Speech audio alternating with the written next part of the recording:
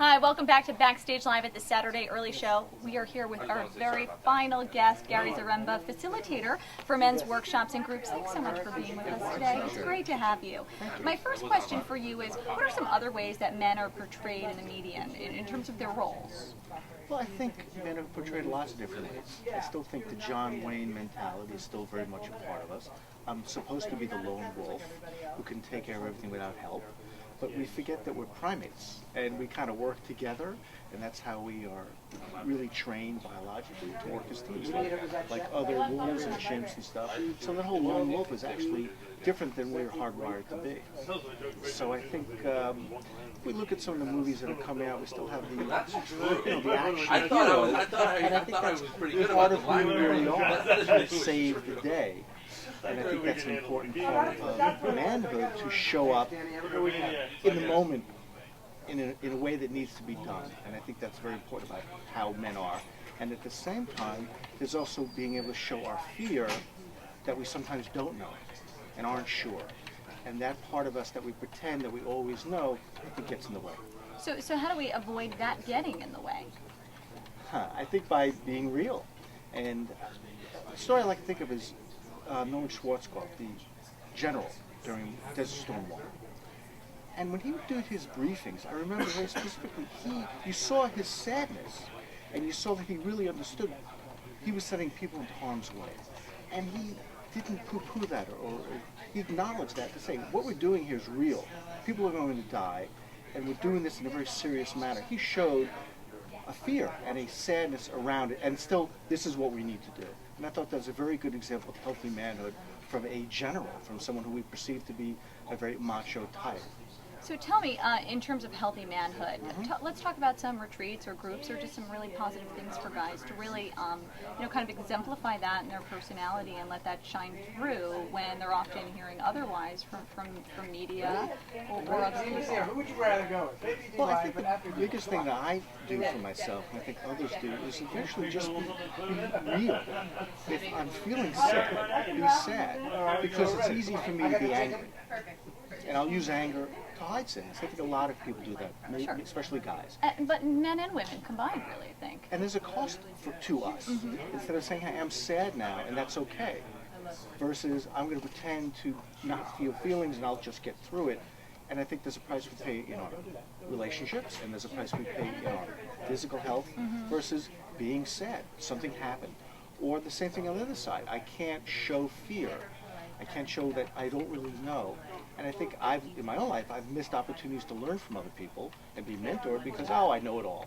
And how can I possibly show that I don't? So I think the best thing I can do in these retreats is help people and myself to be real in the moment. And I think that's a very healthy way of being a man. So give me an example of what one might experience when they go to one of the retreats. Well, a lot of this has to do with male initiation, because we don't do that anymore as a modern culture. Back in the day, the elders would take us into the woods or the desert, and the women of the village would pretend that it's a really scary time. And they would take the 12, 13, 14-year-old boys and put them through trial by fire. And I think we're hardwired that way as men, to do so. You have to do something to become a man. I don't think that has shifted. These days, for instance, my son knows some of the stuff what I do. He joined a frat, thinking that would be his version of it. And he came back saying, well, it's really not there for me, Dad. We drink a lot, we hang out, but there's not that really bonding and becoming a team. And I think that's a misconception, because I think a lot of college guys think that that's what they're going to get from joining a frat, right? Well, that's what he certainly thought. And he's made some friends, but at least he knows there's another way. And some people join the army, some people end up in gangs. Or end up just never feeling whole on who they are, and they end up, some 40-year-old sucking their thumb and wondering what happened to my life. So I think part of what we do is an opportunity to, in a modern way, put oneself through a trial by fire, really facing that which isn't working for you in a way that you can't really turn away so easy. So for people in our chat room who are watching, tell us, how can they find out more about the retreat? Where do they go? How do they sign up? Well, there's different stuff out there. I mean, the one I'm involved in is called the Mankind Project. nkp.org would be the website. And we put on something called the Warrior Weekend, which is essentially, again, a sense of looking at what is working, what isn't working in your life, what are you doing differently to avoid these behaviors, and then ending up with a mission. And I think that is very important for all of us, men and women, to have, why am I here? What's my purpose in life? What's my legacy? And I think when you feel, the old D'Artagnan or Holy Grail, those things, those mythical stories about finding your way in the world and having a quest, are still very much of who we are in a modern.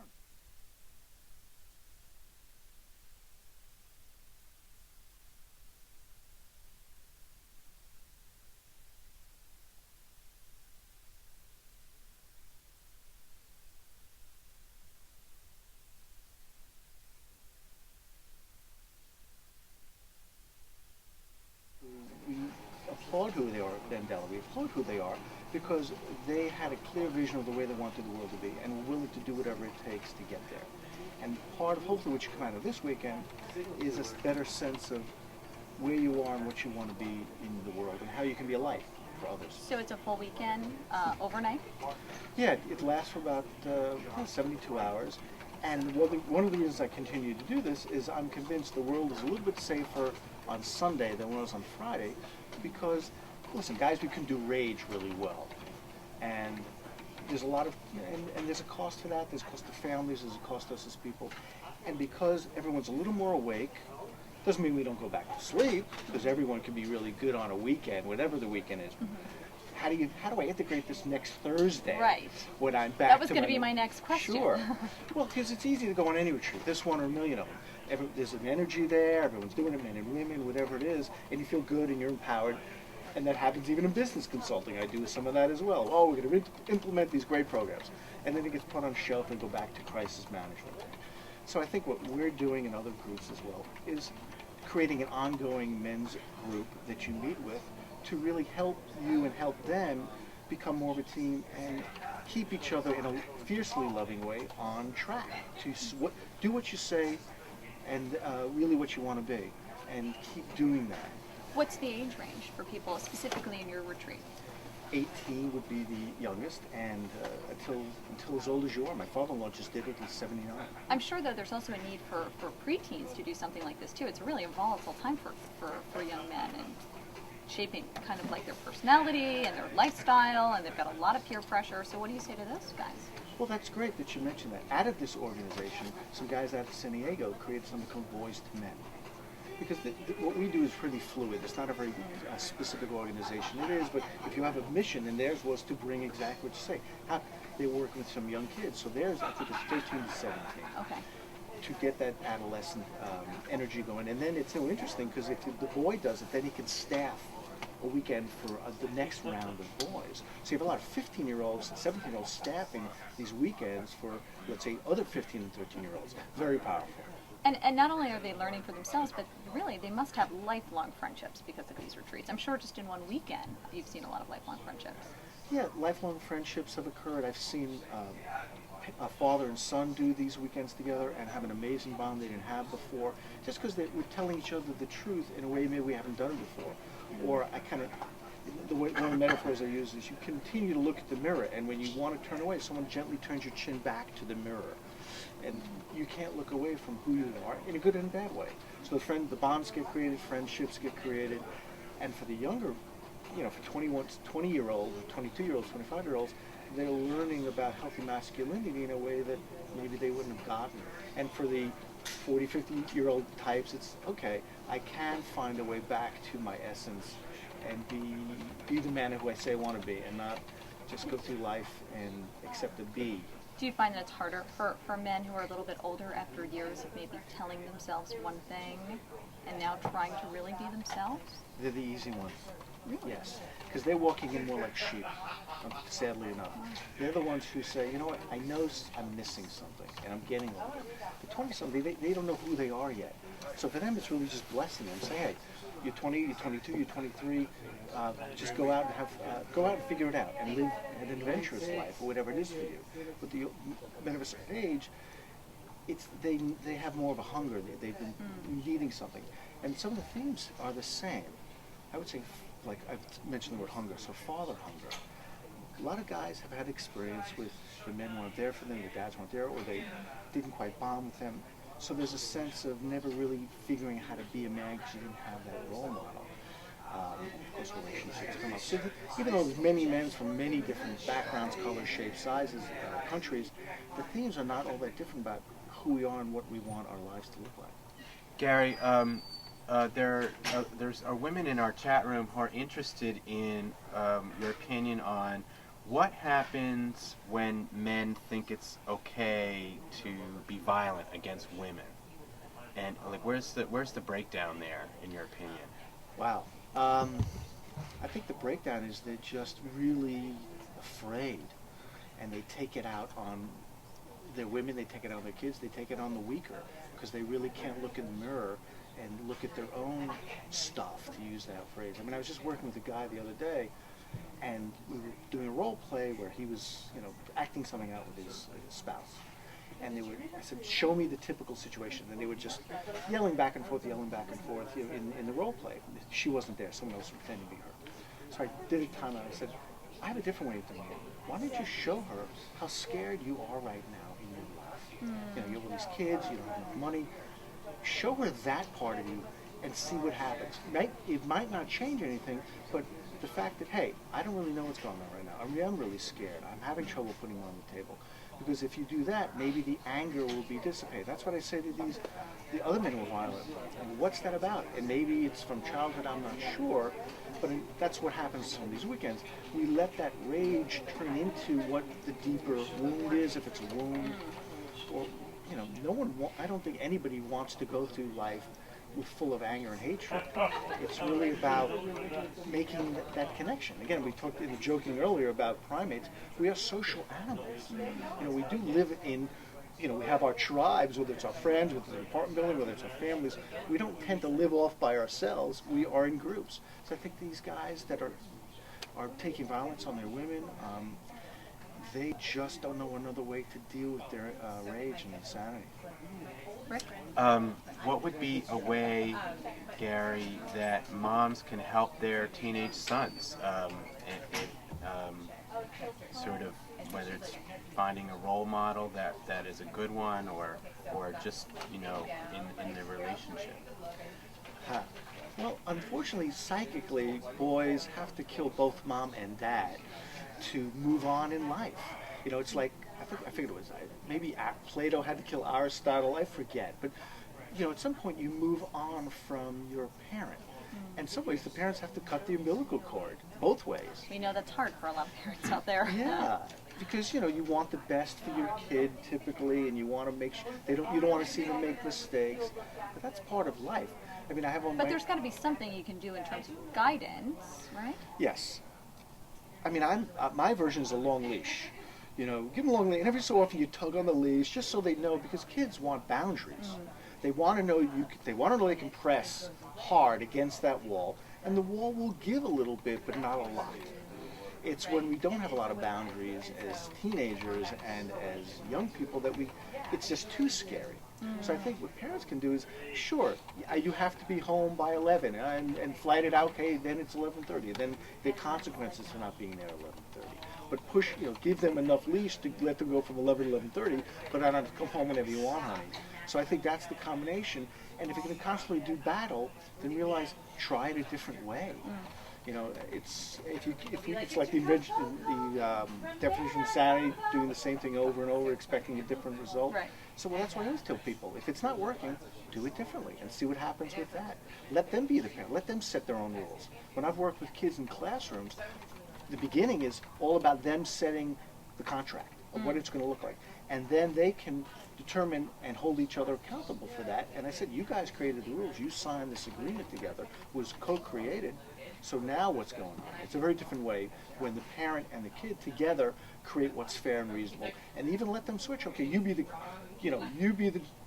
mom, and I'll be the, and you be Sounds the kind son. of scary. Yeah, and then you decide what the rules are going to look like. All of a sudden, the shoe's on the other foot. So that's the creative part of parenting.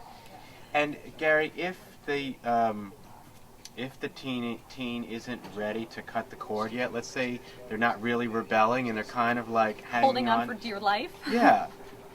What is a good way for a parent to get this process going? Gently. Sure, and part of me also says, let the kid be who he is. If he is, or she, or he or she, if they are more reserved, they are more tied to them, maybe that's just who they are. Maybe they're more conservative in their outlook in life. They're not as... I think what we do as parents is I project who I want them to be on them, and then they become, and then I get mad. But I think a lot of parents are guilty of that. Yeah. So how do I get out of that? I mean, part of it is you want to give someone advice. Look in the mirror, and instead of me trying to constantly tell my son how I'd like his life to look like, because that serves me if he's a hero, and then I get to see what a great dad I was. It's harder to say, well, he's different than me, and what I was into, he's not into. So I understand the parents wanting their kids to be the best they can be. Part of that is just letting them be okay with who they are and accepting that. And if you're not comfortable with that, then I'd say when I say look in the mirror, work on your own thing about why you're not okay. The fact that your child is not doing what you want them to do.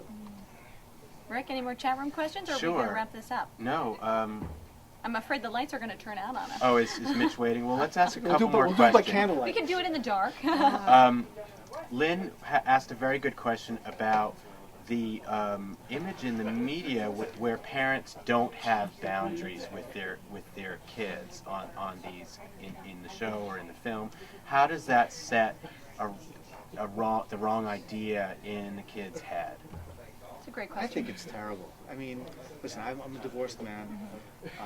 It was difficult. I needed to make sure that my son wasn't my friend when I was getting split, as well as his mom. We're not friends. Even today, he's 20. And we're getting friendlier. Our relationship is certainly getting different. But I'm always going to be his dad. And he has friends. So I think as a parent, if I'm looking for my child to be my friend, then I think that's my need and not theirs. They want us to be parents. And we joke around, my mom is 80, I'm still her little boy. And it's cute, and I understand where she's coming from. But it's really expressing the distinct difference in your roles in the family. Yes, I think if I am in a place where I need my child to be my friend, then I need to go find some friends. I can be friendly, but at the end of the day, that's not this relation. We're not peers. And I think when in the media portraying that way, or I know some people I know who, my child's my best friend, or they say my mom's my best friend, or dad's my friend, I just caution that a little bit because of the boundaries we're talking about, and because that's not who we are. We can really be loving and close, but we're parent-child, and I think that's a boundary that needs to be kept and shifts over time. But obviously, relationships different with a 5-year-old and a 30-year-old. But I think that distance of parent and child, and then reverses when we get older. Now I'm parenting my mom more because she's of a certain age, although she's actually in Panama now, so she's a real go-getter. Ooh, good for her. Yeah. I want to be your mom. She's good that way. But, there's other times I really have to care for her. So it does shift. But I don't like the fact of parents and children being friends. It sounds like there's a lot for kids to learn and for parents to learn a lot to think about, really. It's hard, I think, to kind of peel open and really examine yourself. It seems a tough thing for people. I think it's smart, but you might be asking a lot right off the bat. What do you think? Well, it's certainly easier for me to sit on sit and just watch TV and watching TV, so I'm not putting it down. It's more work, quote unquote, to be real. It's easier to just pretend. Right. And so what's a basic step? Because there might be people in our Sure. chat room saying, okay, Gary, Lauren, it sounds so easy. You're going on and on about just being real, and I'd love to go to a retreat, but I just don't have the time. Sure. So what do we say to people who want to be real and want to get to that next step, but just can't go about the ways that we're telling them to do in terms of a traditional approach? I'd say the easiest thing is do whatever you're afraid of. If I'm doing what I'm afraid of, first of all, I'm going to find out it's probably not as good as I thought it's going to be. Okay. And that goes even for projects in life. I need to clean the garage, I need to make up these procrastinations. Right. So the biggest thing, if I'm afraid of something, that's probably where I should start.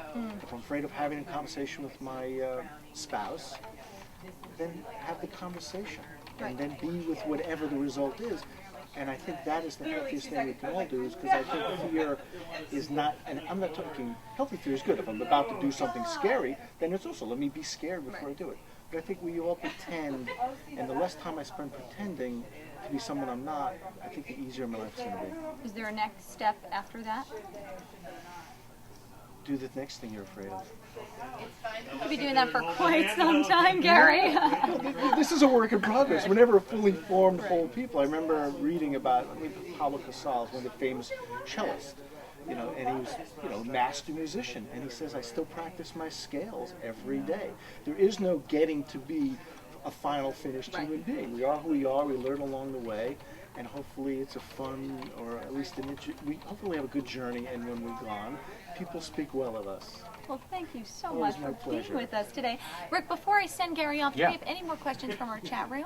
Well, one very good and interesting question, if Gary's able to answer it, and that's what would be a good way to let a dad know, or for a dad to feel okay with playing the games that his daughter wants him to play with them, even if they're quote-unquote girly Oh, like tea games? parties?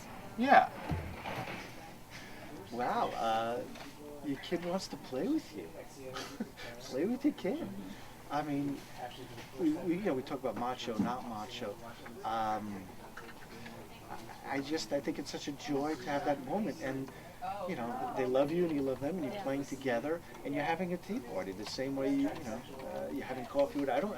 I think they show those. Have you seen the commercials, Rick? I think it's like PSAs where they show, a really tall, masculine-looking dad, and his knees are popping through the little kiddie table, and his daughter is just beside herself with happiness because she's having tea with her daddy. And we have these perceptions. Rosie Greer, the old famous football player, also I guess he was a bodyguard for Bobby Kennedy.